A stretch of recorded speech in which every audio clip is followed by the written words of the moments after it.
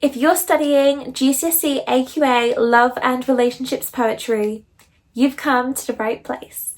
Hi, I'm Michaela and welcome to my channel if you're new here, and welcome back to anyone who's been here before. In this video, I'm going to be diving deep into When We Two Parted, the first poem of the Love and Relationships AQA anthology. I'm going to be giving you analysis, context, historical, social and political, as well as an overall summary of the poems and some great comparative poems that you can compare When We Two Parted to if it was to come up in your exam or if you wanted to choose it as another poem to compare to. But before we get started, please don't forget to subscribe and turn on your notifications so that you can be notified every single time I post another English literature video. Without further ado, let's take it back to the Romantic literary period. So let's get started with When We Two Parted by Lord Byron. So to start off with, let's take a quick look at a summary. When We Two Parted was written in 1816 by the British Romantic poet Lord Byron. It describes the pain and disillusionment that follows a breakup between the speaker and his lover. Though little detail is provided, it's implied that the original relationship was secret, most likely an extramarital affair, and that the speaker now feels bitter upon hearing about his lover having an affair with someone else. Now, this whole poem is about illicitness, this idea of there being some kind of dramatic affair, one in which both separate but can never be referred to again. So it's a very bitter poem about an experience. So although we cannot always assume that the speaker is the poet, Lord Byron was notorious for having affairs, and he is perhaps considered the first celebrity. After allegedly having an illegitimate child with his half-sister, Byron married Annabella Milbank. They soon split up, and after this Byron engaged in shameful activities, public scandals, affairs, getting into debt. It was very common for him. He had an extremely controversial love life too. Many people believe that the poem was inspired by Byron's affair with Lady Frances Wedderburn Webster. But please bear in mind, this is just an idea. There's no factual evidence to support this, which makes it even better for your essays, as you can give all of these different historical and literary interpretations. So for a bit of literary context before we dive into analysing the poem, Byron rejected societal convention throughout his life, including in his work. The archetype of the Byronic hero was created by Lord Byron. Well, duh. Why else would it be Byronic?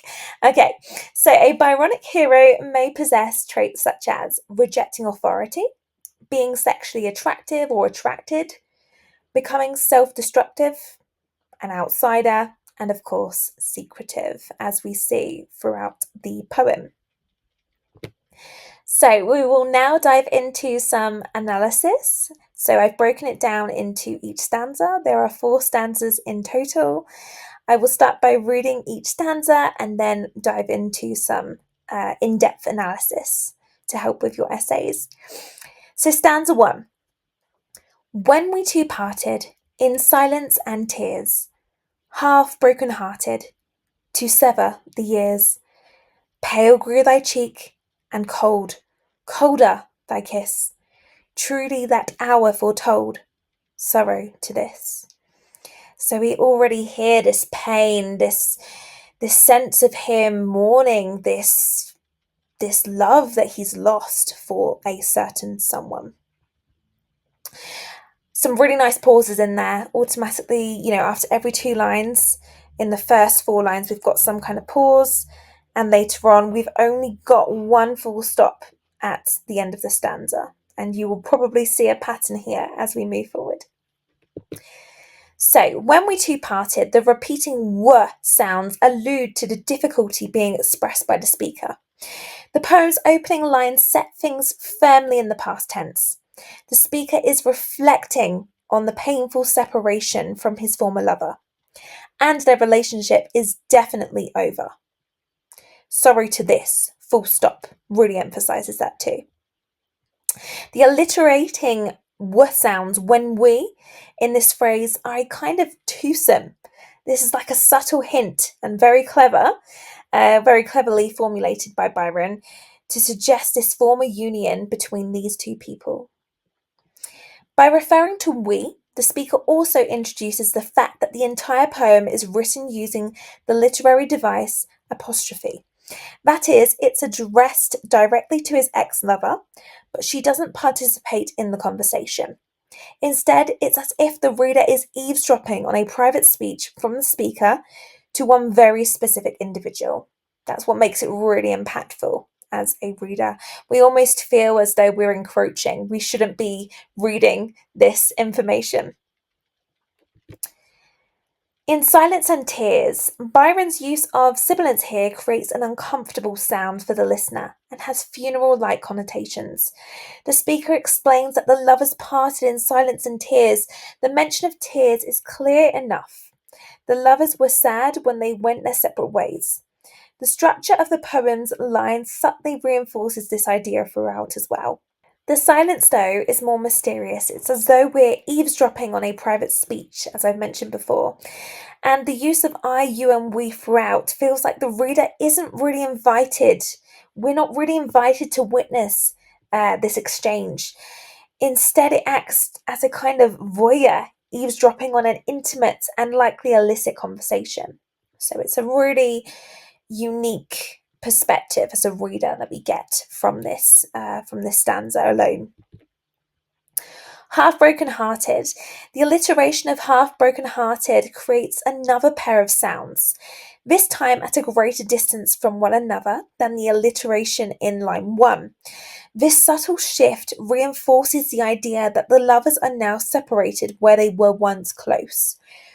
The phrase half broken hearted implies that perhaps only one of the lovers, the speaker, felt the full weight of the heartbreak, or their love was not equally reciprocated. It's almost this idea, in a way, we've got a bit of unrequited love taking form here. And to sever for years, the speaker and his lover severed for years, with the verb sever indicating the almost physical pain of the split and the long-term nature of the separation. Pale grew thy cheek, and cold, colder thy kiss. The imagery of coldness highlights emotional detachment and the death of intimacy. The physical description suggests that the lover was already withdrawing emotionally before their parting. This idea of it being a slow, almost deafening separation between them. And truly that hour foretold, sorry to this. Here the speaker suggests that the pain of their parting was a precursor to the ongoing sorrow he feels. The moment of separation becomes a symbol of perpetual heartbreak, which has a great link to some other poems that we will have a look at later on for comparison purposes. Moving on to stanza 2. The dew of the morning sunk chill on my brow. It felt like the warning of what I feel now. Thy vows are all broken, and a light is thy fame. I hear thy name spoken, and share in its shame. Now here is very interesting. We've got 2 full stops this time. In the first stanza, we've only got 1. This time the stanza is abruptly parted almost by this full stop in the middle, almost suggesting the extent of their parting and how much it abruptly affected the speaker. So some further analysis. The dew of the morning sunk chill on my brow. The dew is a metaphor for the coldness of grief and the emotional weight of the moment. The chill reflects the speaker's physical and emotional response to the loss. Dewy mornings are usually a sign of autumn and approaching colder weather, just as the season of their love is dying. Sunk also creates the image of something heavy, like the weight of lost love. Linked to his brow, it suggests a frown, anticipating his empty future without her. It's this very brutal image. It felt like the warning of what I feel now. The warning signifies that the speaker had a premonition of the enduring pain he would experience. He already knew about this. The hour foretold. It felt like the warning of what I feel now. All the way through this poem, we've got these ideas that he had or she had premonitions. The speaker had premonitions of this happening. This line ties the past and present together, emphasizing that the sorrow persists. Thy vows are all broken, and light is thy fame. This refers to the lover's betrayal, as they have broken their promises of love and fidelity. The light fame indicates a tarnished reputation, possibly due to their infidelity becoming public. The vows are all broken suggests that he blames her for the demise of their relationship. Many would say it takes two for a relationship to fall apart. So this is another thing we could think about. Is the speaker just being completely bitter and blaming the lover for the downfall of their relationship? Could they have also played a part? I hear thy name spoken and share in its shame. The speaker feels a sense of shared disgrace whenever the lover's name is mentioned, emphasizing the personal impact of their actions and the continued connection to their betrayal. The promises she made to him were unfulfilled, and the knowledge that his ex lover had an affair is well known. That's why he can hear people discussing her, and he shares the slander that comes with it. This is where a lot of people believe it was Lady Webster who was involved here, as she was also a very popular figure at the time of Byron being alive. Stanza 3. They name thee before me, a knell to mine ear. A shudder come o'er me. Why wert thou so dear? They know not I knew thee, who knew thee too well. Long, long shall I rue thee, too deeply to tell. Here we get a really, really, really huge sense of mourning, unlike the other stanzas. It's almost this cry, this plea. Why wert thou so dear? How could you do this to me?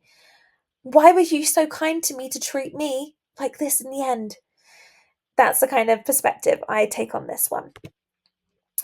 So they name thee before me, a knell to mine ear. Hearing the lover's name is like a knell or a funeral bell, symbolizing the death of their relationship and evoking feelings of grief and finality. A knell is the low, mournful sound a bell makes, usually at funerals. Every time he hears his lover's name, it is a reminder of the death of their relationship. A shudder come o'er me. Why wert thou so dear? The shudder conveys the speaker's visceral, involuntary reaction to the mention of the lover. The rhetorical question reflects both regret and lingering attachment, highlighting the depth of his feelings. The question is really rhetorical. The poet doesn't expect an answer. He knows perfectly well that he was foolish to allow his feelings to be swept away, only to be hurt deeply by her. They know not I knew thee, who knew thee too well. This suggests the secrecy of their relationship. Knew thee too well implies an intimate connection, possibly physically as well, and the speaker's bitterness at being left with these memories. Although people know that his ex-lover had an affair, they don't know he is the one she had it with. The phrase I knew thee could also be a biblical reference to Genesis, as it says, and Adam knew Eve his wife, and she conceived. Now, this shows that not only did he know her, it means that he also had intimacy with her. That's what's implied in the Bible. So that's another reference you could take if you want to explore that further.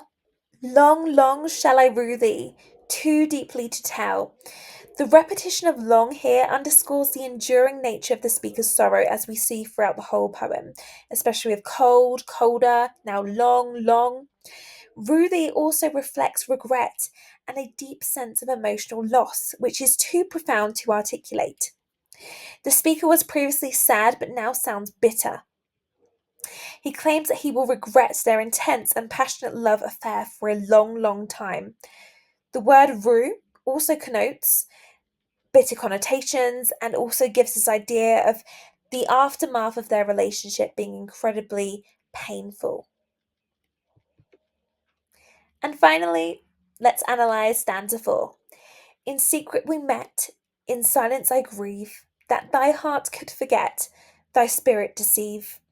If I should meet thee after long years, how should I greet thee? With silence and tears. This is a lovely cyclical structure here. It goes straight back to the beginning again with the silence and tears part. It's this lovely idea that they met up and decided to leave each other in silence and tears, and now, if he were to see her in years to come, he would greet her in the same way, as though to show he hasn't moved on.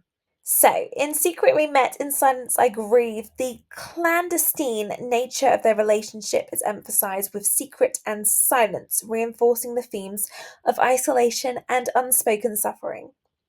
The repetition of the same or similar words at the beginning of the lines, in secret and in silence, is a device known as anaphora. These two lines are also syntactic parallels. That is, that they are similarly constructed grammatically. These techniques that Byron uses give emphasis to the clandestine nature of the relationship. It's a really clever literary device that Byron has deliberately used here. That thy heart could forget, thy spirit deceive.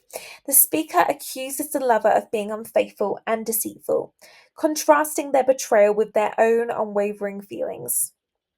Here, the speaker is accusing his former lover of forgetting the love they had. She either deceived herself into thinking that they were greater lovers, or else deceived him into thinking she loved him. These two lines are again syntactic parallels. They give emphasis to the fact that he believes she was the one at fault in the relationship. If I should meet thee after long years. This anticipates the possibility of a future encounter, and it's got some nice enjambment there to connect the phrase. The speaker reflects on how he might react, which reveals that the pain has not lessened over time. It's not changed. He is completely unchanged throughout. Once they have been parted for an extended amount of time, it will be awkward for them to meet again. They won't know how to greet one another. How should I greet thee? With silence and tears. The final lines mirror the opening, creating a cyclical structure that emphasizes the inescapable nature of the speaker's grief. The silence signifies unresolved emotions, and the tears reflect enduring sorrow. At the end of the previous stanza, he spoke about regret that the love affair ever happened, given the pain he is suffering. However, in the last stanza here, he acknowledges his sorrow, which is in contrary to what he has done before. And he says that in the future he will have nothing to say and will be unable to mask his unhappiness. So he will meet with her in silence and tears. So now that we have analysed the poem, let's take a look at some symbolism. So there are three key symbols throughout the poem: silence, coldness, and knell, the funeral bell. So for silence, it represents this unspoken emotion, these societal constraints, and the isolation of unreciprocated love. The coldness symbolises emotional detachment and the death of the relationship. And the knell, or the funeral bell, suggests the finality of the speaker's love and the mourning of what was lost. And here are some key themes. We've got love and separation. The poem describes a painful parting between two lovers. The speaker reflects on their shared connection and the sorrow that followed their separation. Betrayal is also a key theme, as there's this revelation of the lover's infidelity, which compounds the speaker's heartbreak. This betrayal taints the memory of their relationship. Sorrow and silence. Silence, like a symbol, is also here a recurring motif, symbolizing unspoken feelings and the isolation of unacknowledged pain. And we've also got themes of time and memory. The speaker grapples with the enduring pain of the relationship, indicating that the passage of time does not heal the wounds at all, because he will be the same in the future as he was in the past, as he is in the present. So the structure and form of the poem is written in 4 quatrains, each expressing distinct aspects of the speaker's grief. The regular rhythm also mirrors the inevitability of sorrow and the constancy of the speaker's emotional state. The rhyme scheme ABABCDCD lends a lyrical quality, emphasizing the poignancy of the speaker's emotions, and the tone of the poem is deeply melancholic and introspective. The speaker's voice is imbued with bitterness, regret, and an undercurrent of suppressed anger as well. So, with that in mind, let's take a look at some further biographical context. As we looked at previously, we know that Byron was notorious for public scandals, for affairs, and for much more. So, Lord Byron was a leading figure of the Romantic movement. He was known for his passionate and tumultuous relationships, and many of his works draw on his personal experiences, including his love affairs. Now, many historians, many literary experts believe that this poem is also another example of one of those personal experiences that are drawn upon for a poem. So, the poem is believed to be inspired by Byron's relationship with Lady Frances Webster. She was a married woman with whom he had a secret affair. Lady Frances later became involved with the Duke of Wellington, adding to Byron's sense of betrayal. So there is a huge historical connection which can be drawn upon, but it's important to not just focus on the context and say, oh, that's the reason, because we are speculating. We do not know for sure. So it's important to give interpretations in essays, but never to give a concrete idea as the only interpretation. So Byron's own life was filled with scandal and heartbreak, which is evident in the tone of the poem. His exploration of forbidden and unfulfilled love mirrors his personal struggles. Some more historical context as well. Byron lived during the Regency era in England, so this was between 1811 to 1820. This was a time when societal norms were very strict and affairs were kept secret to avoid scandal. The poem reflects the constraints and moral expectations of the time, especially regarding relationships and fidelity. The use of secrecy in the poem, in Secret We Met, for example, aligns with the societal pressure to conceal illicit relationships. And also, Byron was a romantic poet because he lived throughout the Romantic movement. So, this emphasized intense emotion, individual experience, and a connection to nature. The poems focus on raw emotion, personal grief, and the use of natural imagery, such as the dew of the morning, are hallmarks of Romantic poetry. The cyclical structure of the poem, where it begins and ends with the silence and tears, mirrors the Romantic idea of unending emotional turmoil as well. So that's another really important point that you could make for a context reference in an essay. So let's take a look at some themes and context to better understand the poem overall. Byron's personal life, as we've already said, was deeply influential for When We Two Parted, making it not just a universal meditation on heartbreak, but also a reflection of the poet's own struggles with love, reputation, and emotion. The themes of secrecy and betrayal could reflect the societal pressures and personal anguish associated with secret relationships during the time. The timelessness of grief, as well, could suggest the sorrow that Byron endured across years, resonating with the romantic focus on deep, lasting emotions. And we've also got the themes of duality of love and loss. The tension between passionate love and the pain of separation reflect the complexities of Byron's own experiences. As we see throughout the poem, there's this idea of love and loss being heavily connected.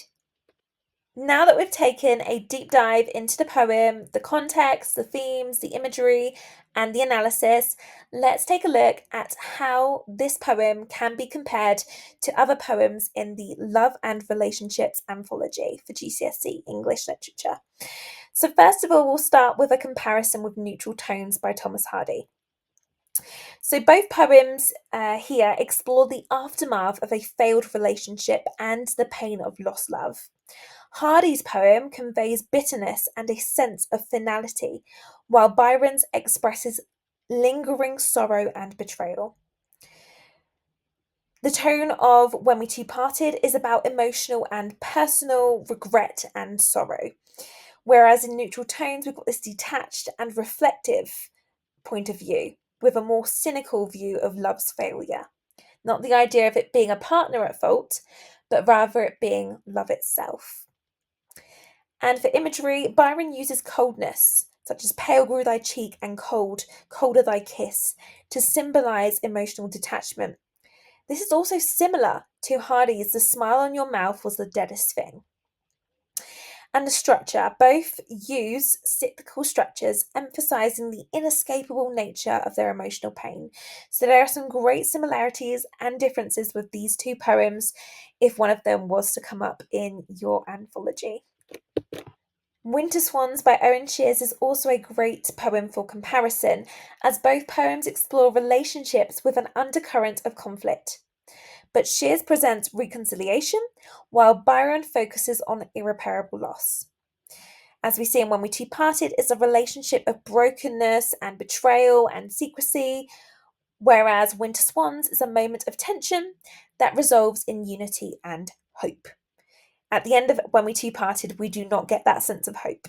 We get that sense of this is going to go on forever. The same bitterness, the same sadness, the same coldness.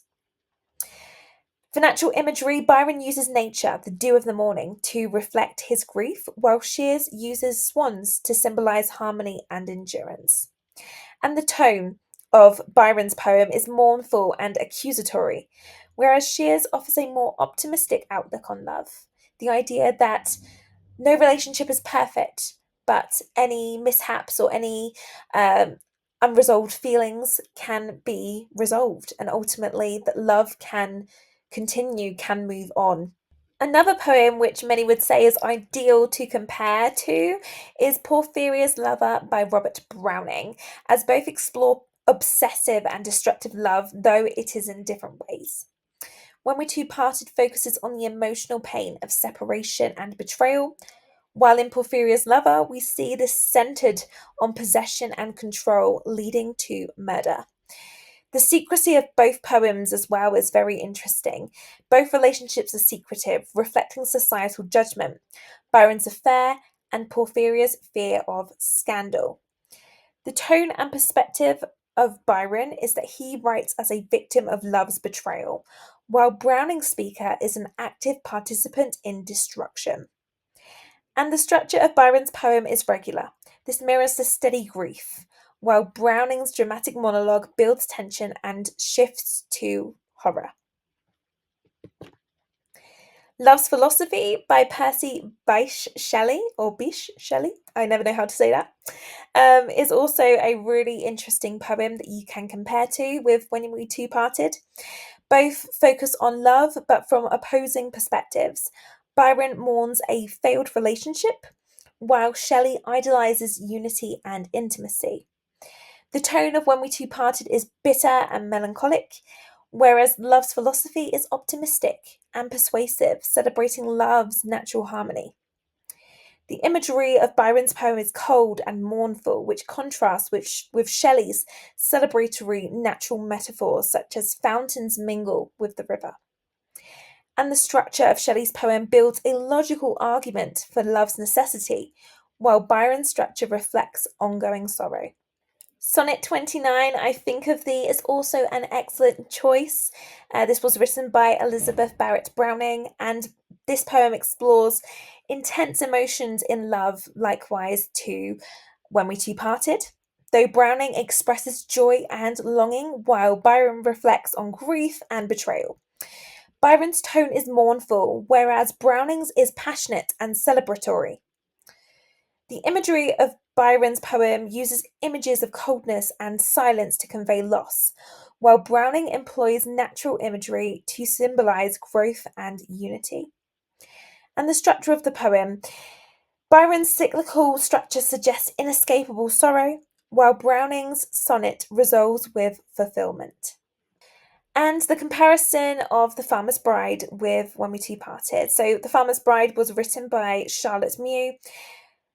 Both When We Two Parted and The Farmer's Bride deal with unreciprocated love and the pain of emotional distance. When We Two Parted focuses on betrayal and heartbreak, and The Farmer's Bride explores isolation and unfulfilled desire within marriage. The tone of Byron's poem is about regret and accusation, while Muse Speaker exhibits frustration and longing. And the imagery.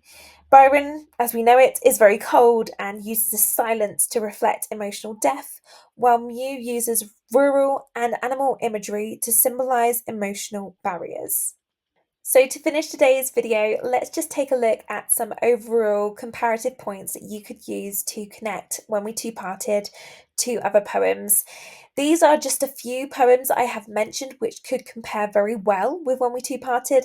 However, they are not the only ones. There are so many other poems that you could connect When We Two Parted to as well. So, some common themes in When We Two Parted, as we have already seen, are loss, betrayal, longing, and the complexities of love. Some of the contrasts we have are that the tone and resolution differ widely, with some poems offering hope, like Winter Swans, and others delving into despair, such as Neutral Tones. For essays, I would highly recommend focusing on comparing how poets use structure, tone, and imagery to present their unique perspectives on love and relationships. Many teachers would advise you to compare on these key points, as it allows you to maintain a very nice structure to an essay. You can have a paragraph comparing tone, then a paragraph comparing imagery or the theme. So it's a very nice choice. However, it's not the only way to compare.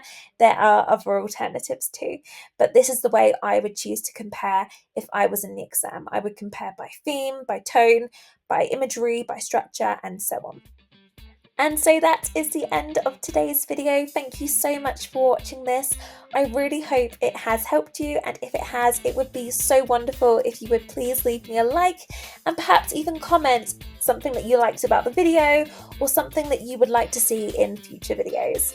It has been a pleasure to help you through this GCSE poem, and I look forward to seeing you in the next one.